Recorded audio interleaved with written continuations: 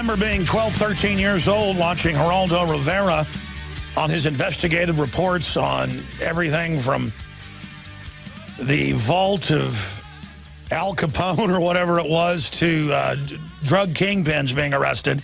He is literally a TV journalistic legend, and I also got arrested once protesting Geraldo. I wasn't really protesting Geraldo. I was protesting mainstream media.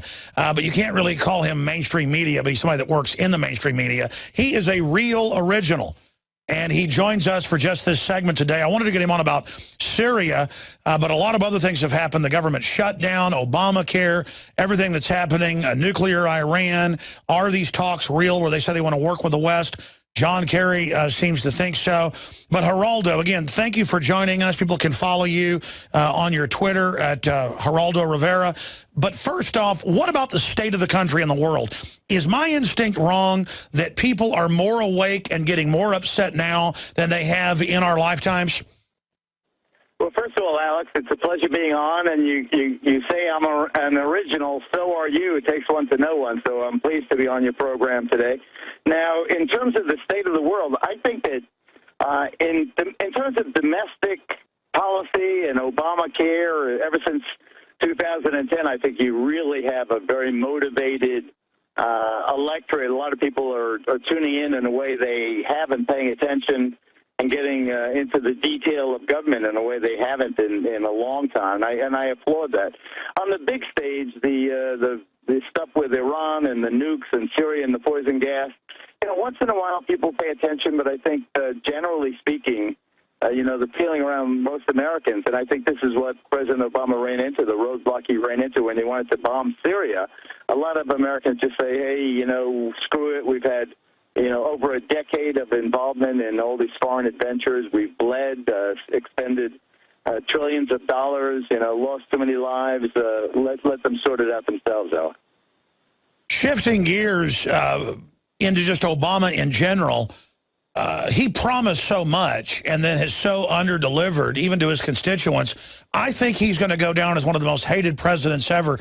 And I'm sad because I really wanted race relations, you name it, to get better under Obama. And it seems like, well, the polls show it's gotten worse. What's your take on that? Well, Alex, as a former hard left, long-haired street lawyer, radical protester against the war and pro-civil rights in the 60s, I have to say that the election of the first black president in our history was like a dream come true. It was like the fulfillment of something I had worked for and never thought I'd see it in my lifetime. So when he got elected, I can remember how emotional I was and how positive it was. But when you get down to it, you've got to govern. And I'm not, part of it, I have no doubt, is the fact that the hard right in the Republican Party doesn't want him to succeed. I think that's part of it. But I think a lot of it is, when I think back to the days of, Lyndon Johnson or even Bill Clinton, where you had, certainly Reagan, where you had people that were, they had their idealism, they had their ideology, they had their ideas, but they were pragmatic enough to make things work. And I think that President Obama has been a terrible manager, and he's been, in terms of a divided government, he hasn't in any way reached out in a way he should. I think that a lot of what John Boehner, the Speaker of the House, and the Republicans are doing now is really appalling, but I think Boehner is right, the Speaker is right, when he says the President will negotiate with the Iranians, but he won't negotiate with the Republicans. I lament that fact, and I can't disagree that as of right now, if history was going to freeze right now, he would be regarded at best as a mediocre president now. Now, Geraldo, I didn't get you on to talk about all the amazing things you've done, but it is interesting, and since I've got you here, before we get back into politics, out of the 170 awards for journalism, including prestigious Peabody Award, Emmys, national and local, and so many others.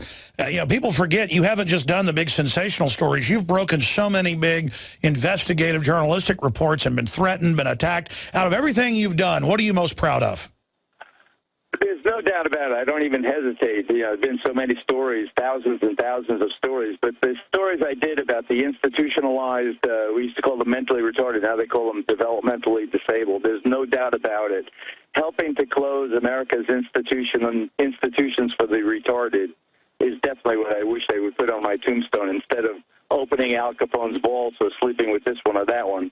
I'd love them to remember that we helped change the way the developmentally disabled are cared for in this country, Al. Yeah, that's why I brought that up, because I just kind of spurted out the Al Capone vault, and I bet you're sick of hearing about that. It's like I'm sick of hearing I'm the guy with the bullhorn. That's like, oh, you're the guy with the bullhorn. And it's like, no, I've done a couple other things other than a bullhorn. You know, so much is going on in the world right now. My issue with Obamacare is it was written by the insurance companies. Their stock has doubled in many cases, and it's going to be selectively basically enforced. A lot of people are exempt from it. I mean, I've got a big problem with Obamacare. Why do you think the American people have turned against it? Because it's so complicated, because you're right about the insurance companies leading the way. I know that, I got half a dozen people work for me in various, in this thing on the boat in the backyard, my secretary, etc. And my health insurance for all those people has more than doubled in the last 2 years. And, I can't think that it's not related to Obamacare, and it's been so badly explained. I'm a socialist enough that I want everybody to be have access to health care, poor or rich. That old line, the rich should live and the poor should die. I'm not for that. But I think when you turn something over to one industry as opposed to another industry, they're going to do what's self-serving. The bill seems, incredibly complex, and why are they getting exemptions, and why is Congress not participating in the same kind of system as everybody else is? I really think that it's a big bollocks. But on the other hand, I don't like this government shutdown either. I think that it's not going to accomplish anything. They've made the point to shut down the government costs a couple of $100 million every day, just like burning the money in your backyard. I appreciate drama, but not when it costs taxpayers money. And it just seems that Congress is, we talked about the president being mediocre. If Barack Obama's mediocre, the Congress is piss poor, if you get my drift. Geraldo, I want to get into Iran and geopolitically where you think, because you're a smart guy, you've been in the Middle East, all over the place, you've been in Afghanistan, you've probably seen more combat as a journalism than even somebody like Oliver North, because every time there's a war going on, I turn it on and you're on television. I saw a report about 3-4 years ago where you were in Afghanistan with the Marines, where they admit that they're guarding the opium and helping basically produce it. And the argument is, well, this way Al-Qaeda won't get it. What do you make of being somebody that, covered the drug war from the time it began under Reagan to now that it's on record that our own troops are guarding the opium? Well, I think the big picture, I've been covering the drug war since Nixon, since 1970. We've spent well over $1 trillion. The drug war is an absolute failure, an absolute abject failure. And to throw people in jail, 20 years for that. There are women in jail in upstate Bedford, New York. They've been in jail for 20 years because they carried an ounce of coke for their boyfriends and got busted because they got set up. I think it's preposterous. I think that I'm very much of a libertarian when it comes to that. People have to sort that stuff out for themselves. I think it's just absolutely dreadful the way we have, and what you're speaking about in the Marines. That's absolutely, literally true. Our encampments were in the poppy field. The harvesting of the crop happened right in front of us. And there I was with the brave Marines at that time in Helmand Province. They're getting shot at, and they are effectively guarding the poppy fields. I think it's really it's a disaster. It's awful. In the bigger picture, we're exhausted after Afghanistan. Afghanistan, we paid back the people who got us, and I'm all for revenge. I think that was a good idea. Hanging in there now, 13 years, 14 years. I mean, my goodness, when does that end? Iraq was an absolute, utter zero. It was for nothing.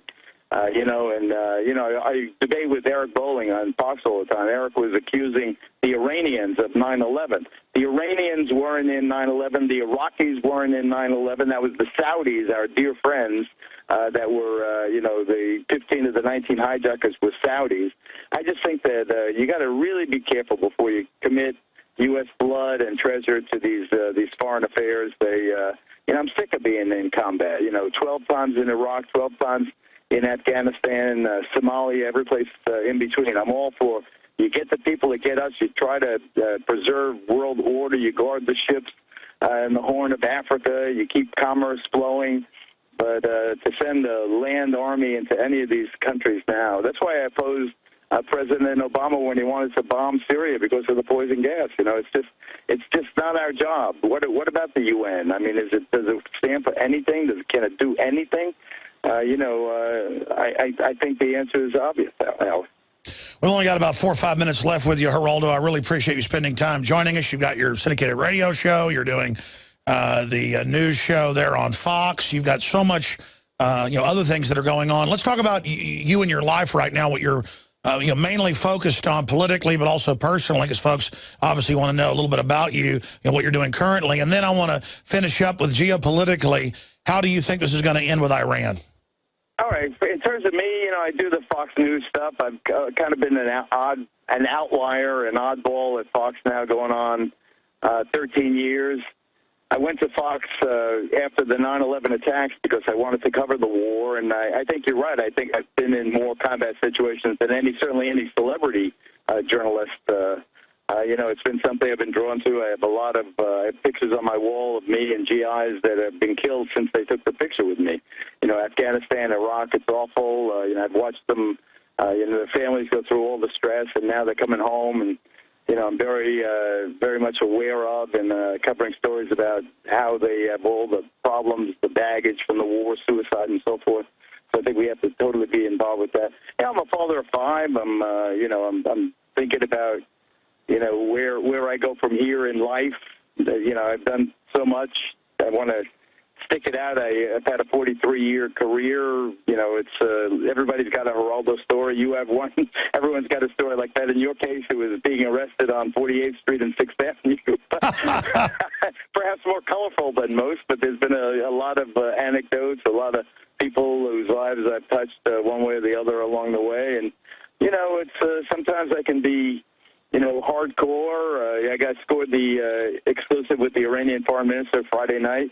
But on the other hand, the month before that, I took that nude selfie of myself. So I'm still got my freaky side, and I hope I always do. I want to be unpredictable. I'm a Republican, but I'm a pragmatist, and a lot of what the Democrats say, I prefer what the Republicans say sometimes. So, I think that the one thing, Alex, is after all this time having the advantage of that kind of one-name status, I get kind of a lot of slack than a lot of other people. You, for instance, you get a lot more heat when you take a controversial position than I do these days, it seems. Well, I do, and you're about to leave us, and I want to finish up with Iran, and your phone's breaking up just a bit there. But Geraldo Rivera joins us, legendary journalist, celebrity journalist, you name it. But unlike many celebrity journalists, there's a lot of hard reporting over the years. Even if you love him or hate him, you've got to admire the courage that he's had over the years. And he also got pretty mad. We're showing some video of that now. Whenever I was bullhorning his live broadcast, he gave me the middle finger. That's pretty funny. You don't see Geraldo. You don't see. I didn't give you the clenched fist, though. That's what I really wanted to do. Oh, exactly. So what did you think when we showed up bullhorning you? Well, first of all, it took me a while to figure out what the issue was. And then, then it was, 9/11 was an inside job, and I got that. And the anger, though, the level of anger was extraordinary. I mean, it was just, I was pissed off at you. You guys were pissed off at me. And there we were. We didn't, if I had thought it through in retrospect, what I should have done is just invite one of you to come and tell me, you particularly, tell me what the beef was, because once the substance of the issue became more known, it became a point where there's really some situations where you got to talk about the facts and circumstances. What sure, you even later had me on your show to put out why I thought it was an inside job. When I say inside job, I mean they knew bare minimum. Even Bo Dietl agrees with that. You had on the show that day, and and they used it to take our liberties and to attack Iraq. And now look at Seymour Hersh coming out, the multi-time Pulitzer Prize-winning journalist, saying the bin Laden raid basically was fake, didn't happen. I've talked to the Navy SEALs who were involved. They say it was a look-alike they really killed. Whether that's correct or not, no one buys what this system's saying anymore. And I saw the press report on it a few weeks ago. They said when Geraldo Rivera and Alex Jones agree that the Syrians thing is staged and that Al-Qaeda did it with the gas, Obama's in trouble. And so in closing, what do you think about funding and arming Al-Qaeda And I get toppling Assad because he's buddies with Iran, but he's not starting wars, and he's not Iran. So segue out of the gas and who was really behind that into Iran, Geraldo Rivera. All right, let me say one thing first on the other big picture. Isn't it interesting that Alex Jones is right about the NSA and the Patriot Act and all those things that you were criticized for being paranoid and crazy about? And it turns out that the NSA is in our lunch, and they're using it to catch their girlfriends cheating or bosses. I think that you give yourself a pat on the back on that big issue. In terms of Syria and poison gas, I think that the best thing about it, I mean, if there's a best thing about something so horrible, is that you got the Russians engaged and you got the Iranians engaged in a way that neither of those two enemy, quote-unquote, powers have been engaged with the United States and with the West. And I think that's a good thing. And maybe, just maybe, we're joking about the United Nations and how little, it does, or nothing it does. And, maybe you have some kind of dialogue going on where you can actually see chemical weapons being collected and being destroyed. I think that would be a good thing for the world, Alex. I agree with you. In closing, I hope that whenever you're breaking some big news, every once in a while we get you to pop in, and I enjoyed being on your show. I guess that was on Saturday a few weeks ago. And, of course, my audience follows Fox News. Most of them are libertarian or conservative, but a lot of them are classical liberals. But, again, plug your New York radio show, because that's also syndicated. I know people listen to it over the web. ABC Radio, thank you very much, Alex. And, yeah, let's don't be a stranger. We'll swap appearances. I appreciate it. Let me just ask you this. At Geraldo Rivera is the place to follow you on Twitter. I'm at Real Alex Jones. Do you think, just your gut, because I think the Iranians are starting to get a little bit scared. They've put a guy that's not as hardline in. I hope for peace. I hope that Israel can work it out with them. But Netanyahu thinks it's fake. What does your gut tell you about Iran? Will we end up attacking them? No. Let me tell you, 30 seconds. In 1988. In 1988, my talk show was taken to air in the Soviet Union. Monday through Friday, the Geraldo Show aired in the old Soviet Union. I swear to God, shows like mine helped bring down the Soviet Union. Yeah. Why? Because the people in Russia looked at the washing machine commercials and the car commercials and the color TV commercials, and they wanted that stuff. The people of Iran want that stuff. These economic sanctions have destroyed the economy in Iran. If you look at the Persian people in Southern California, they own half of L.A. already. They are enterprising. They're very Western-oriented. If the mullahs and the ayatollahs don't give them that kind of freedom, then they're going to, then the Iranian people will take care of them. I want to encourage that. I want to encourage, Iran opening up, and, that's the best way to keep Israel safe, I think, Alex. By the way, that is one of your big accomplishments. I've actually seen it quoted in sociology text online at some of the prestigious universities that actually they do cite Coca-Cola, Pepsi, Levi's, and shows like Geraldo Rivera. I forgot. You were one of the first shows to beam into there. No, I was the first show. I was the first talk show from the United States on the air in the Soviet Union. Man, talk about changing the world. Geraldo Rivera, thank you so much. Thank you so much for the time. All right, Alex. Good talking to you. All right, folks. There goes. Bye-bye. There goes Geraldo. That was a great live interview there with him. Glad to go on his show and glad to get him on our broadcast. What a character. I tell you, people that you watched as a teenager and then they're on your show. I mean, it's one thing to go on his show, but then he's on my show. I'm not even really starstruck. It's more just interesting. Because I could care less if he was some sitcom guy from the 80s that I didn't watch. It's just a fact that you're growing up and you never think you're going to know Jesse Ventura. Or you're growing up, you never think you're going to know Charlie Sheen. Or you're going to know Geraldo Rivera. And we found the low-res video online. It's actually in my film Truth Rising. That is one of my best films because it's cinema verite. It's not voiceovers. It's not graphics. It's not articles. It's real people. I think Truth Rising, it's probably our least selling film ever. That's really unfortunate. I mean, it's free online, too. It's only been seen like a couple million times. That's, people go, a couple of million, that's a lot. That's nothing, folks, compared to the other films. And I think it's my best film. It's cinema verite, and it's about activism and waking up. You can see it in high def. Geraldo getting really mad. He almost climbed down off the thing because it was an hour-long show, and it was live. And I just ruined the whole thing with 9/11's an inside job over it. And, but, you know, he's an activist who was a lawyer in all these famous standoffs and stuff. So I think that's why he kind of liked it afterwards. A few months after I was on, they go, hey, he wants you on. You know, now he knows who you are, like he knew who you were, and he kind of likes what you're doing. Because the truth is, I don't want to get Geraldo in trouble. Behind the scenes, he knows exactly what's going on. He's a smart cat. He didn't say, don't tell anybody it's off record. I've just talked to him and a few of his people, you know, short here and there behind the scenes during breaks on live TV or other things. And he knows a lot. He knows a lot. But he knows how to get it on Fox News that the Marines are growing opium. He's like, wonderful, you're here growing opium.